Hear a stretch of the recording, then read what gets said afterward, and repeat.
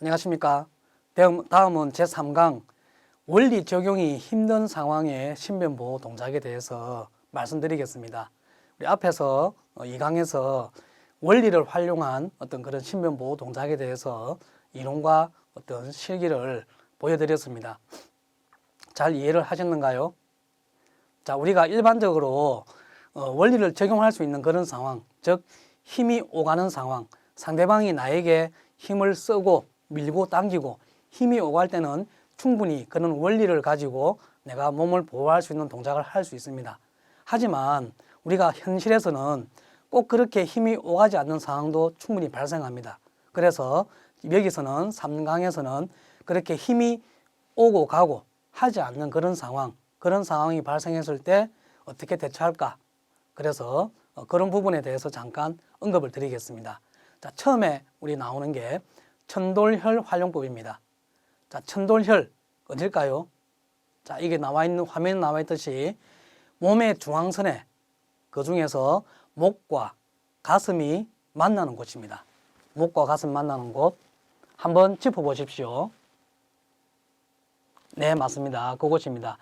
혹시 우리 화면 보시는 분 중에 이 부분이 없는 분 계십니까? 안 계시죠? 다 여기 천돌혈이라고 있으시죠?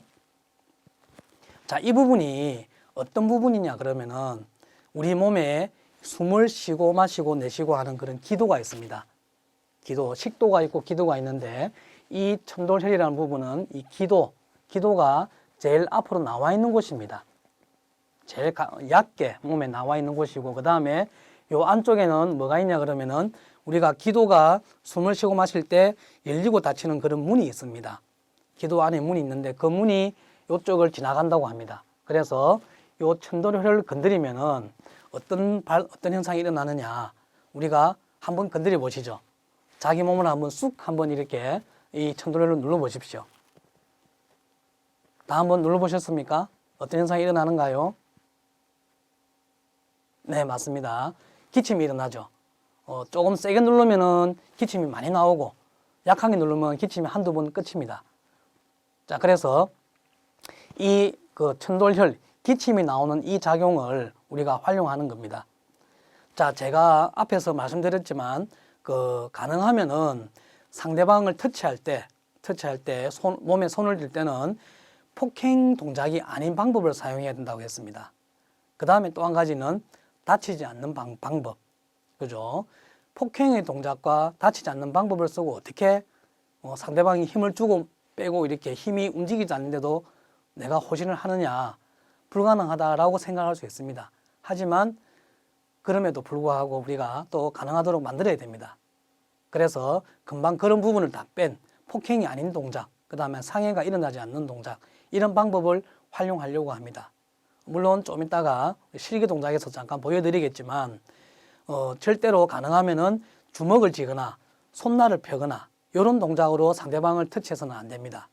이런 동작을 하면은 반드시 법적인 내가 책임을 질 수밖에 없습니다. 이런 동작들은 내가 상대방을 폭행하거나 다치게 하는 의도가 있다고 보기 때문에 법적으로 보기 때문에 반드시 법적인 책임을 지게 됩니다. 그래서 주먹이나 손날은 안 주시는 게 아주 현명한 방법입니다. 그래서 손바닥을 펴고 동작을 하는 게 좋을 것 같습니다. 자, 손바닥을 펴는데 손바닥을 펴서도 마찬가지로 힘을 준다거나 상대방을 세게 이렇게 충격을 주는 그런 방식으로 상대방을 터치해서는 또 법적 책임을 피할 수가 없습니다. 그래서 가능하면은 손바닥을 펴고 상대방 몸에 그냥 대는 방법, 밀어내는 방법으로 그 상대방을 이렇게 떼어내도록 혹은 이렇게 덤비지 못하게 이렇게 해야 되겠습니다. 그런데 실제로 상대방이 실제로 상대방이 저를 잡고 목을 조르든지 혹은 이렇게 위협을 할 때 내가 목숨이 위험하거나 여러 가지 상황인데 그런 상황에서 실제로 내가 상대방을 터치를 해가지고 민다고 밀리겠습니까? 그렇지는 않겠죠. 그래서 지금 이 천돌혈을 활용하는 방법을 쓰는 겁니다. 자, 손을 펴서 중지손가락을 상대방 천돌에 대고 손을 가슴에 댑니다. 가슴에 대고 미는 동작으로 밉니다. 그런데 손바닥만 미는 게 아니라 이 중지를 천돌혈에 대고 그대로 같이 쑥 깊숙하게 밀어주면서 같이 밀어냅니다. 어떤 현상이 일어날까요? 상대방이 바로 기침을 하면서 뒤로 물러나지 않더라도 기침을 하면서 손을 잡고 있더라도 그대로 그냥 기침을 계속 하고 있습니다. 기침을 하면은 우리 몸에 힘을 이렇게 사용 못하게 됩니다. 혹시 우리 지금 시청하시는 이 방송을 시청하시는 우리 탐정 업무하시는 분들 중에 기침하면서 나는 몸에 힘을 줄 수 있다, 그런 분 계십니까? 그런 분 계시면 아마 인간이 아닐 겁니다. 외계인이거나 다른 생물체일 겁니다. 인간이라면 반드시 기침을 하면서 힘을 줄 수가 없습니다. 그래서 밑에 보면은 천도를 활용해서 일시적인 기침을 유발하여서 상대가 힘을 사용 못하게 합니다. 그래서 아무리 세게 잡고 있더라도 기침을 하는 상태에서 손을 살짝 떼버리면은 반드시 손이 떨어져 나가게 되어 있습니다. 그러면은 상대방이 다시 나에게 위협을 할 수 있을까요? 아닙니다. 위협하지 못합니다. 왜냐 그러면은 경계를 하게 됩니다. 자기가 센 힘을 잡고 줬는데 내가 몸에만 대고 잠깐 이리 밀었을 뿐인데 기침을 하게 되고 뭔가가 일어났기 때문에 자기 몸에 피해가 왔기 때문에 다시 이렇게 위협을 하지 못하고 경계를 하게 됩니다. 저는 이렇게 상대방이 나를 경계하게 만드는 게 호신의 방법이 아닌가, 현실에 맞는 법적인 책임이 없는 그런 적절한 어떤 또 현명한 호신의 방법이 아닌가 생각합니다. 그 방법 중에 첫 번째로 금방 천돌혈을 활용하는 그런 호신 방법을 말씀드렸습니다. 네, 안녕하십니까. 다음은 2강에서 이야기 드린 힘의 원리에 의해서 힘의 보호를 하지 못하는 상황, 그래서 상대방이 나를 잡았을 때 힘을 활용 못하는, 밀고 당기는 상황이 아니기 때문에 활용 못하는 그런 상황에서 신변보호를 하는 그런 동작을 보여드리겠습니다. 자, 지금 하는 동작은 천돌이라는 그런 혈을 활용하는 그런 보호 동작입니다. 천돌이라는 것은 알다시피 우리 목과 가슴이 만나는 곳에 있는 우리 몸 정중앙에 있는 쏙 들어가는 부분입니다. 혹시 지금 이 영상을 보시는 우리 탐정 업무하시는 분 중에 쏙 들어가는 부분이 없다, 내 목에 그런 부분이 없다 계십니까?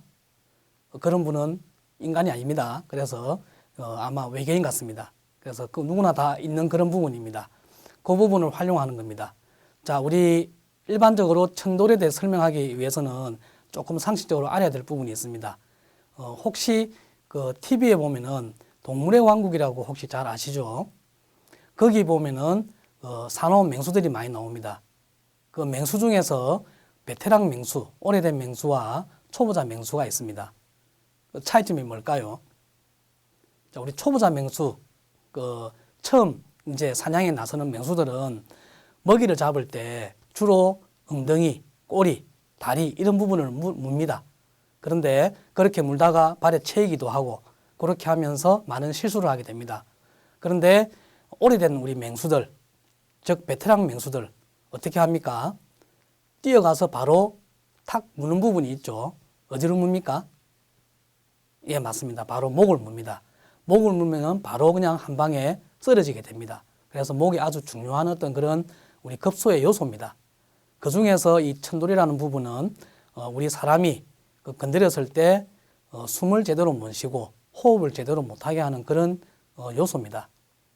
그래서 이 천돌을 활용해서 한번 시연을 하겠습니다. 네. 자, 지금 아까 말씀드린 대로 2강에서 말씀드렸듯이 밀고 당기는 상황이 아니라 잡고 들어 올려서 목이 조여지는 그런 상황을 보여드리겠습니다. 자, 이때 이제 상대방을 터치를 해야 되는데 제가 앞에서 말씀드렸듯이 터치를 할 때는 법적인 책임이 없도록 터치를 해야 됩니다. 그래서 여러 가지 방법으로 할 수 있겠지만 주먹을 쥔다거나 수도를 잡는다거나 하셔서는 안 되겠습니다. 주먹을 쥐고 수도를 잡는 동작은 반드시 내가 폭행의 어떤 의지가 있다고 보기 때문에 법적으로 상당히 불리한 어떤 그런 동작입니다. 그래서 손바닥을 펴서 상대방을 터치하셔야 될 것 같습니다. 자, 그런데 그냥 잡고 터치만 한다고 상대방이 밀어질까요? 안 밉니다. 왜냐 그러면은 상대방이 힘을 아주 세게 잡고 있기 때문에 이렇게 민다고 밀리지 않습니다. 그래서 그냥 미는 게 아니라 자, 손가락을 편 상태에서 가운데 손가락 중지를 그대로 아까 천돌혈 여기에 갖다 댑니다. 그 다음에 이 손을 가지고 밉니다. 미는데 그냥 미는 게 아니라 중지를 가지고 천돌혈을 쑥 그대로 앞으로 밀어줍니다. 자, 이런 식으로 상대방을 이렇게 밀어서 상대방이 호흡을 못하도록 일시적으로 이렇게 하면은 손도 떼어줄 뿐만 아니라 혹시 잡고 있더라도 상대방이 호흡을 못하기 때문에 금방 손을 떼서 상대방을 다시 위협 못하도록 이렇게 할 수가 있겠습니다.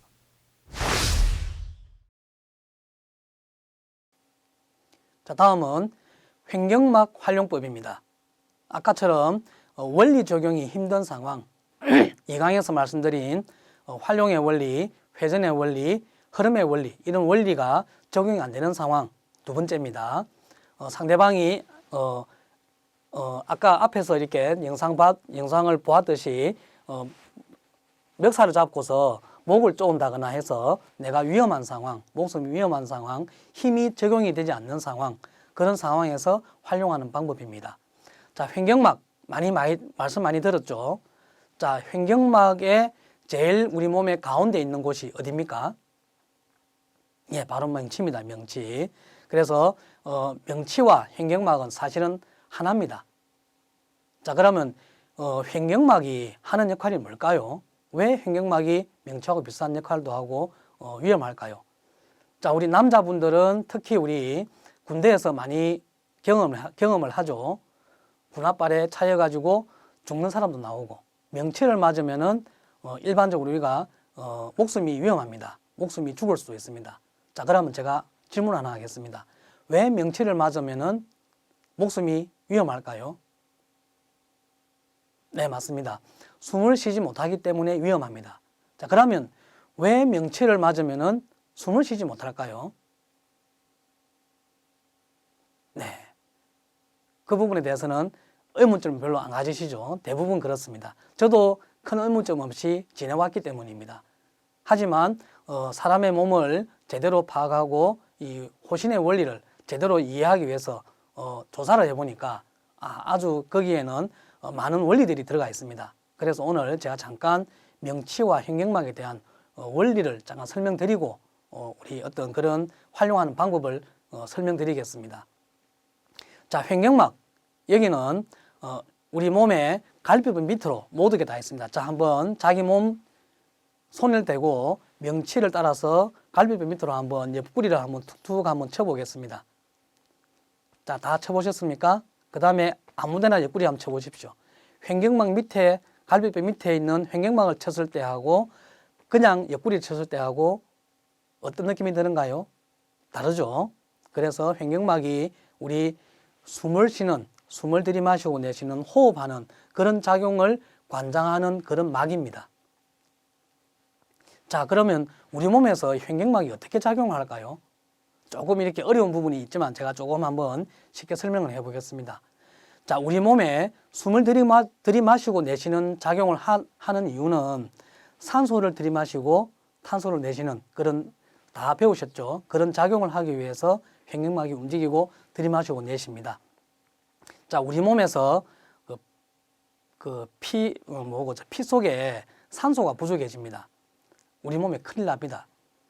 우리 각 몸 기관에 산소 공급이 안 되기 때문에 괴사 상태, 즉 썩는 일이 발생합니다. 그래서 우리 몸이 아주 위험해집니다. 자, 그러면은 우리 몸에 산소가 부족하지 않게 항상 유지를 해야 됩니다. 자, 그러면은 우리 몸에 산소가 부족할 때 그것을 제일 먼저 감지하는 기관이 어딘가 혹시 아십니까? 심장? 허파? 뇌? 예, 여러 이렇게 답들이 나올 수 있습니다. 그런데 거기보다 더 먼저 우리 몸에 산소가 부족해지면 감지하는 기관이 있습니다. 바로 핏줄입니다. 혈관입니다. 혈관이 우리 몸 혈관 속에 있는 피가 있죠. 피 속에 산소가 부족해지면은 바로 혈관이 먼저 감지를 합니다. 그래서 혈관이 산소가 부족한 걸 감지하고서 어디에 신호를 보내냐 그러면 우리 몸의 총사령탑인 뇌에다가 신호를 보냅니다. 그래서 뇌에다가 그렇게 이야기합니다. 야, 지금 뭐 하냐? 산소 부족해서 이제 곧 쓰러진다 하고 신호를 보내게 됩니다. 그러면은 뇌에서 오케이, 알았다 하고 어디에 신호를 보내냐 그러면은 횡격막 운동신경에다가 신호를 바로 보내게 됩니다. 그러면은 횡격막 운동신경은 그 신호에 반응을 해서 바로 움직이면서 좀 더 움직여서 호흡을 하게 됩니다. 숨을 들이마시고 내쉬고 하는 그런 동작을 하도록 만들어줍니다.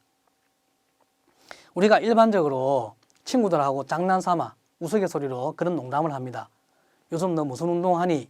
이렇게 물어보면은 숨쉬기 운동한다 이렇게 답을 하는 사람이 예전에 많았습니다. 근데 그게 우스갯소리 같지만 실제로 그게 아주 중요한 답이었습니다. 그분은 모르고 하셨겠죠. 숨쉬기 운동 아주 중요한 어떤 그런 운동입니다. 산소를 마시고 내쉬어야 되기 때문에. 그런데 그 숨쉬기 운동을 관장하는 장소가 어디냐 그러면 횡격막입니다. 그래서 이 횡격막이 터치를 했을 때, 횡격막을 부딪혔을 때 혹은 횡격막이 충격이 왔을 때 횡격막이 교란을 일으켜 가지고 딱 멈춰버립니다. 우리 몸은 신기하게도 충격이 오거나 외부에 힘이 오면은 내 몸의 밸런스를 맞추기 위해서 자기가 알아서 움직이는 그런 부분들이 많이 있습니다. 횡격막도 그런 부분 중에 하나입니다. 그래서 충격이 왔을 때 횡격막이 멎어버립니다. 그러면 어떻게 될까요? 횡격막이 숨을 들이마시고 내쉬는 역할을 한다고 했기 때문에 숨을 마시고 내쉬는 활동을 할 수 없게 됩니다. 그러면 어떻게 되죠? 숨을 내쉬고 마시고 하지 못하면은 우리 몸은 얼음이 되어버립니다. 굳어버립니다. 자, 그래서 이 횡격막을 활용합니다. 자, 우리 명치는 이 횡격막이 가장 몸 밖으로 나와 있는 부분입니다.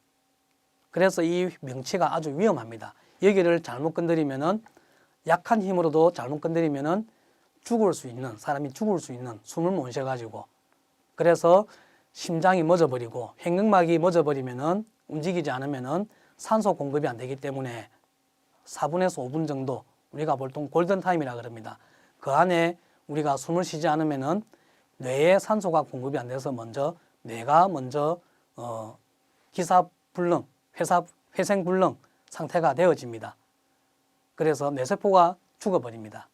그리고 7분 이상, 10분 이상 이렇게 흘러버리면은 심장이 뛰다가 멎어버립니다. 우리 몸에는 보통 숨을 안 쉬어도 7분에서 10분 정도에 이렇게 호흡을 할 수 있는 산소가 남아있다 그럽니다. 하지만 그 시간 이상 지나버리면은 그 시간 이상으로 이 심장이 뛰지 않고 호흡을 하지 않으면은 우리는 이미 이제 죽음으로 이렇게 가게 됩니다. 그래서 명치도 위험하지만 횡격막 자체가 우리가 아주 중요하고 위험한 그런 요소입니다. 그래서 내 몸에 명치와 횡격막이 위험한 요소이기 때문에 상대방의 몸도 위험하다. 그래서 그 부분을 활용해서 내가 위험할 때 조금 활용해서 상대방을 이렇게 떼내거나 상대방을 조금 위협하지 못하도록 만드는 그런 방법입니다. 자, 그런데 또 한 가지 조금 앞에서도 이야기 드렸지만 우리가 급소 위험한 부분을 건드릴 때는 항상 이야기 드리지만 법적인 책임이 따를 수 있습니다. 그래서 법적인 책임이 없는 방법으로 상대방을 터치하고 특히 우리 금방 횡격막, 명치뿐만 아니라 횡격막 자체를 건드릴 때도 법적인 책임이 따르지 않도록 그렇게 터치를 해야 됩니다. 자, 이렇게 말씀드리면 아니 명치를 혹은 횡격막을 건드리는데 어떻게 법적인 책임 없이 어떤 타격하지 않고 어떻게 건드릴 수 있노? 이 넓은 부분을 치는데 이렇게 생각할 수 있습니다. 그거는 조금 있다가 또 실기 동작에서 또 한번 보여드리겠습니다. 실기 동작을 보시면 아시겠지만 기본적으로 상대방을 터치할 때는 폭행이 되지 않는 방법, 그래서 휘두르거나 찌르거나 치는 동작이 아니라 상대방에게 밀려서 부딪히는 동작, 그런 동작을 활용하시면 좋을 것 같습니다. 좀 이따가 동작에서 잠깐 보여드리겠지만 팔꿈치를 몸에 붙이고서 명치 있는 부분은 주먹이나 수도나 뭐 다른 부분으로 이렇게 건드리기가 힘듭니다.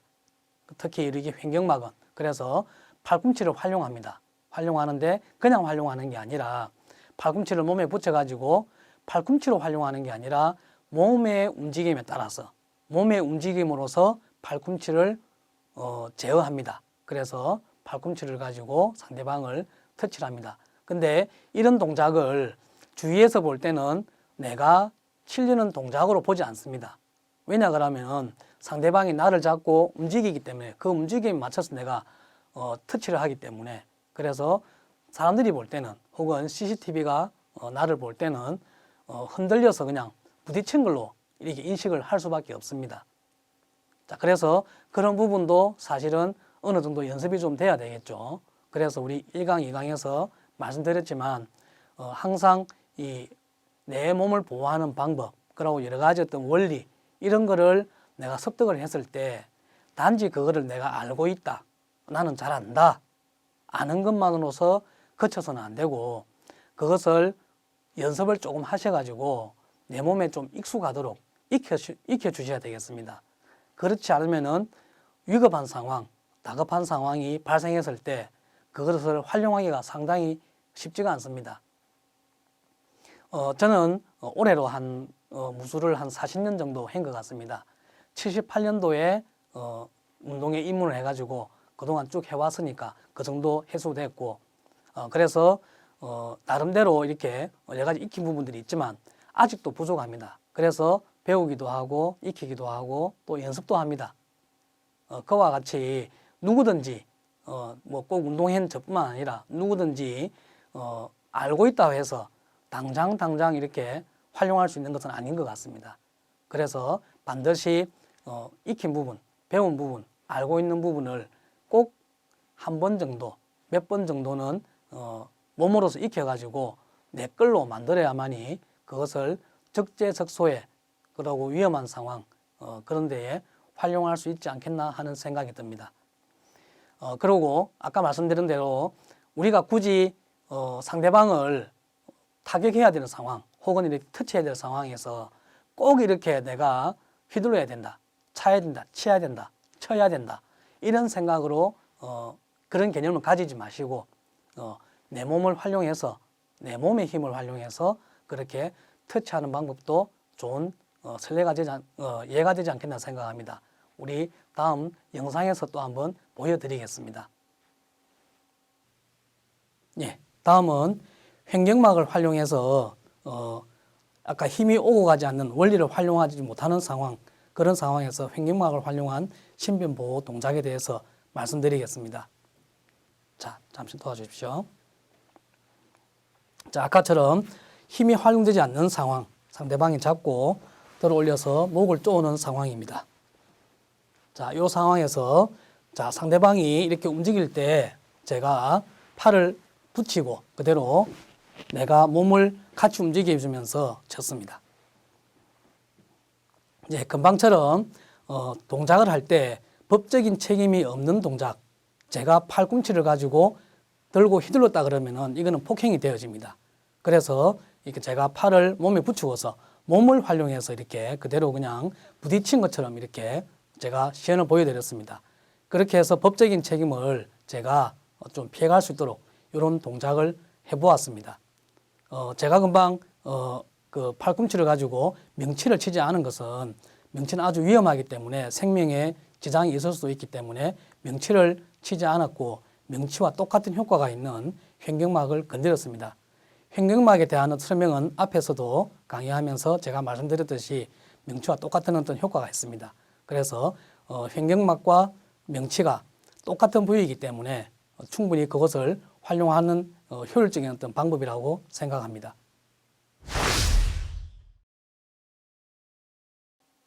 예, 다음은 3강 마지막입니다. 법적 책임에 대해서 잠깐 말씀드리겠습니다. 앞에서 1, 2강에서 말씀드렸지만 현대의 법은 아주 이렇게 고도화되어 있고 또 예전과 다르게 과거에는 돈과 권력, 부와 권력에 어떻게 보면은 따라가는 어떤 그런 법이 대부분의 어떤 그런 모습이었습니다. 그렇지만 지금은 어떻습니까? 현재의 법은 가능하면은 피해자, 약자 보호하는 방향으로 좀 만들어져 있습니다.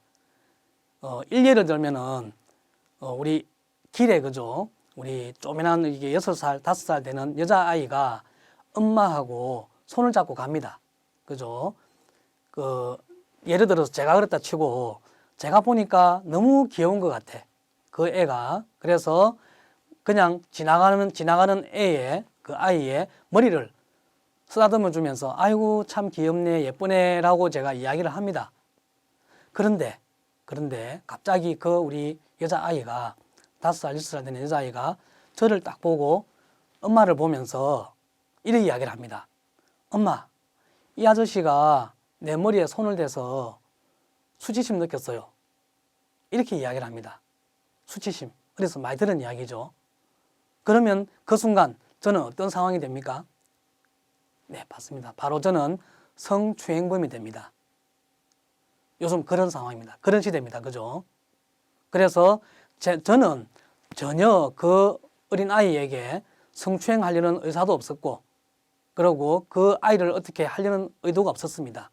그냥 순수한 마음으로, 정말 좋은 마음으로 칭찬해주고, 귀엽다고 예쁘다고 제가 칭찬해주기 위해서 머리에 잠깐 손을 대고 쓰다듬어 준 것밖에 없습니다.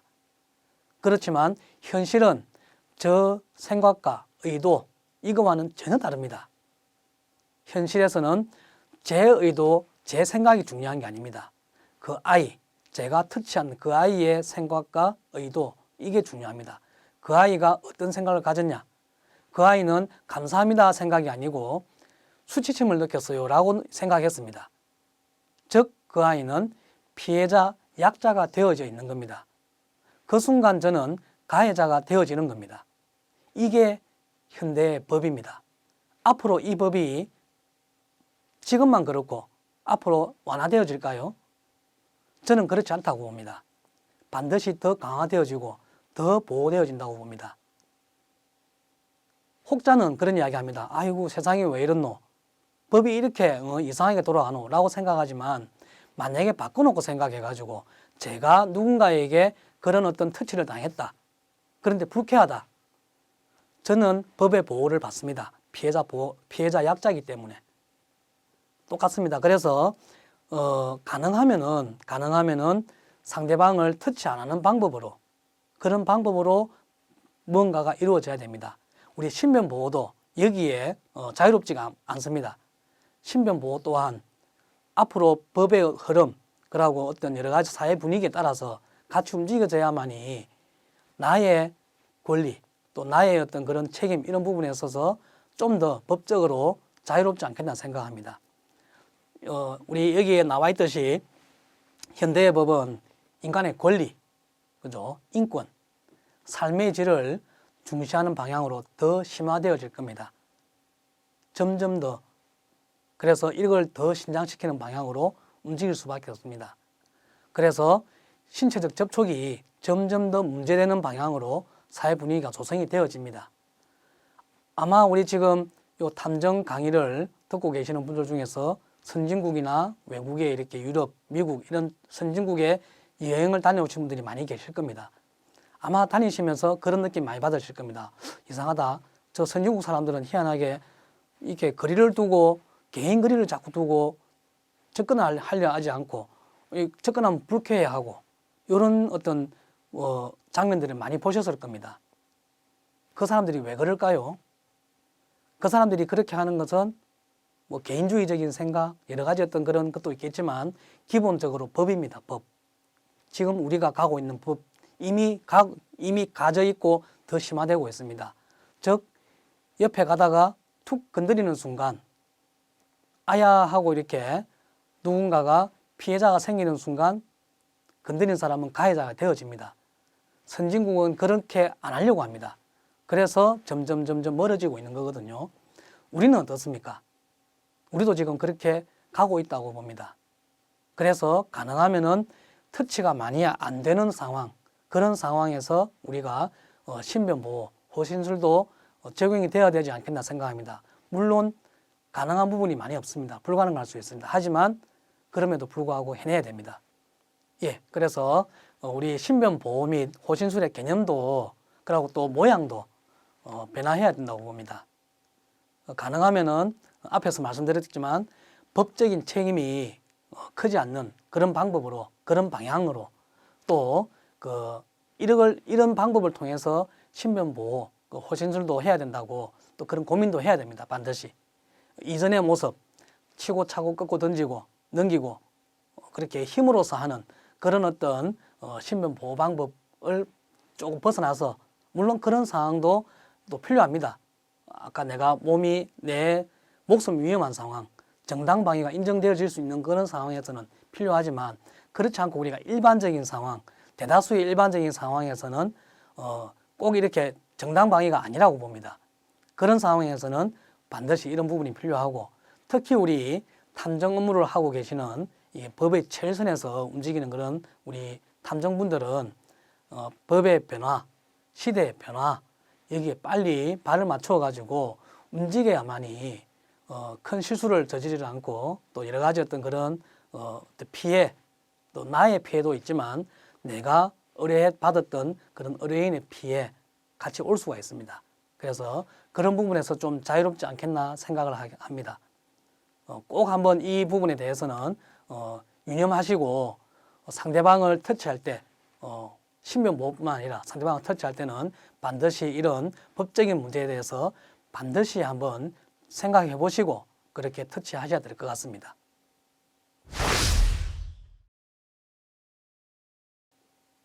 자, 다음은 문제풀이에 들어가겠습니다.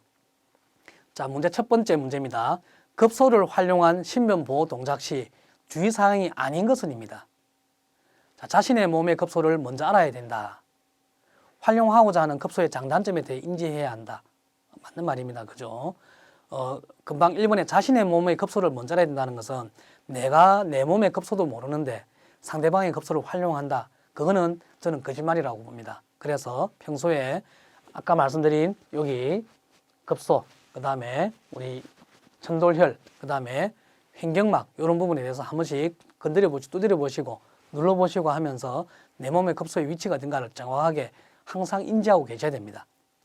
다음에 법적 책임 문제도 인지하고 있어야 한다. 그죠? 맞습니다. 아무 곳이나 가장 아픈 곳만 찾아 활용한다. 예, 여기 아무 곳이나 해서는 안 되고 상황에 맞게 거기에 맞게 급소를 찾아서 활용해야만이 좀 현명한 방법이 아닌가 생각합니다. 두 번째 문제입니다. 뒤에서 목을 조를 때의 대응 방법입니다. 아주 상식적인 문제입니다. 주먹으로 때린다. 뒤에서 목 조르는데 주먹으로 때릴 수 있을까요? 좀 힘듭니다. 그죠? 앞차기. 말이 안 됩니다. 그죠? 팔꿈치로 가격. 요거는 말이 되겠습니다. 압박치기. 뒤에서 목 조르는데 압박치기. 말이 안 됩니다.